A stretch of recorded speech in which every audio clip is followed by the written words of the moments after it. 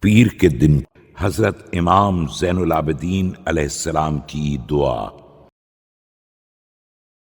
بسم اللہ الرحمن الرحیم۔ شروع نام سے اللہ کے جو بڑا مہربان نہایت رحم کرنے والا ہے۔ الحمد للہ الذی لم یشہد احدا حین فطر السماوات والارض۔ تمام تعریفیں اس اللہ تعالی کے لیے ہیں جب اس نے زمین و آسمان کو خلق فرمایا تو کسی کو گواہ نہیں بنایا۔ وَلَاتَّخَذَ مُعِينًا حِينَ بَرَأَ النَّسَمَاتِ لم يشارك في الإلهية ولم يظاهر في الوحدانية۔ اور جب جانداروں کو پیدا کیا تو اپنا کوئی مددگار نہیں ٹھہرایا، الوہیت میں کوئی اس کا شریک اور وحدت و انفرادیت سے مخصوص ہونے میں کوئی اس کا معاون نہیں ہے۔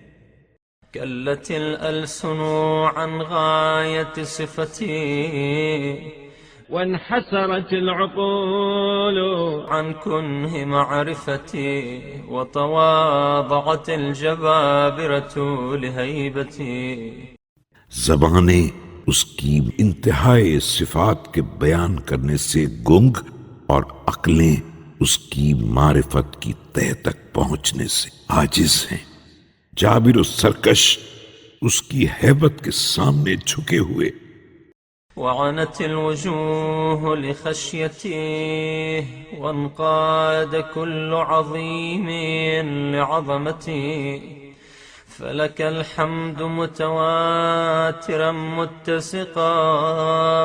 چہرے نقاب خشیت اوڑے ہوئے اور عظمت والے اس کی عظمت کے آگے سر افکندہ ہیں، تو بس تیرے ہی لیے حمد و ستائش ہے، پے در پے لگاتار۔ ومتواليا مستوسقا وصلواته على رسوله أبدا وسلامه دائما سرمدا۔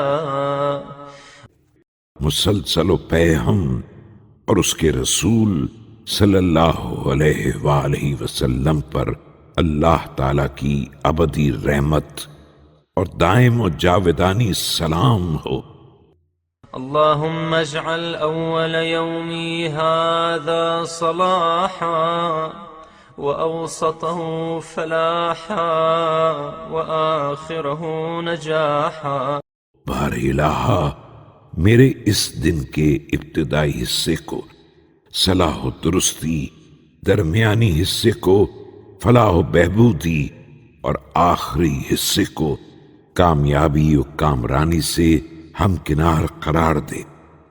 وأعوذ بك من يوم أوله فزاع وأوسطه جزاء وآخره وجاء۔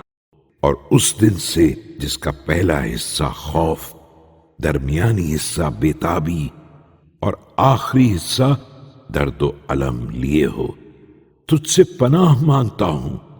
اللهم إني أستغفرك لكل نذر نذرت وكل وعد وعدت وكل عهد عاهدت۔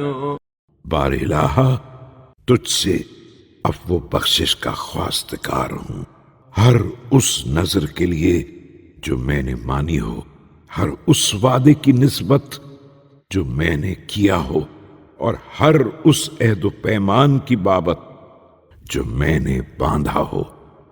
ثم لم أفري وأسألك في مظالم عبادك عندي فأيما عبد من عبيدي۔ پھر کسی ایک کو بھی تیرے لیے پورا نہ کیا ہو اور تیرے بندوں کے ان حقوق و مظالم کی بابت جو مجھ پر عائد ہوتے ہیں، تجھ سے سوال کرتا ہوں کہ تیرے بندوں میں سے جس بندے کا أو أمة من إمائك كانت له قبلي مظلمة ظلمتها إياه في نفسي أو في عرضي.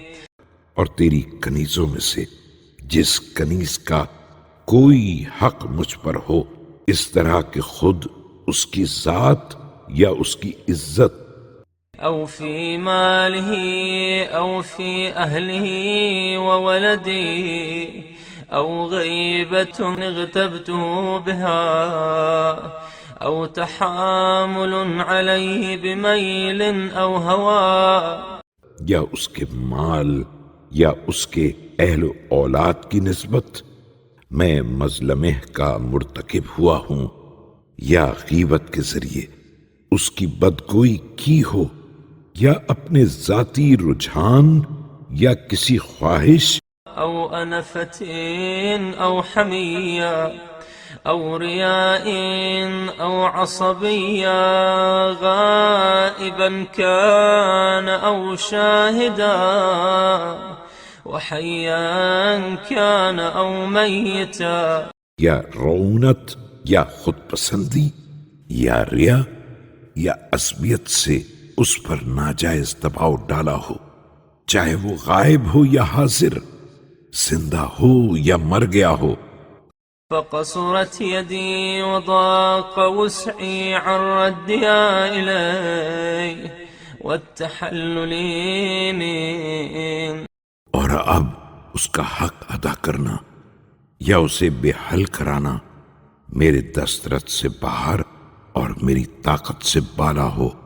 فأسألك يا من يملك الحاجات وهي مستجيبة لمشيئتي ومسرعة إلى إرادتي. میں تجھ سے سوال کرتا ہوں تو اے وہ جو حاجتوں کے بر لانے پر قادر ہے اور وہ حاجتیں اس کی مشیت کے زیر فرمان اور اس کے ارادے کی جانب تیزی سے بڑھتی ہیں. أن تصلي على محمد وآل محمد وأن ترضيه عني بما شئت وتهب لي من عندك رحمة. کہ تو محمد صلی اللہ علیہ وآلہ وسلم اور ان کی آل پر رحمت نازل فرما، اور ایسے شخص کو جس طرح تو چاہے مجھ سے راضی کر دے اور مجھے اپنے پاس سے رحمت عطا کر. إنه لا تنقصك المغفرة ولا تضرك الموهبة يا أرحم الراحمين. بلا شبہ مغفرت و آمرزش سے تیرے ہاں کوئی کمی نہیں ہوتی، اور نہ بخشش و عطا سے تجھے کوئی نقصان پہنچ سکتا ہے. اے رحم کرنے والوں میں سب سے زیادہ رحم کرنے والے. اللهم أولني في كل يوم اثنين نعمتين منك اثنتين، سعادة في أوله بطاعتك.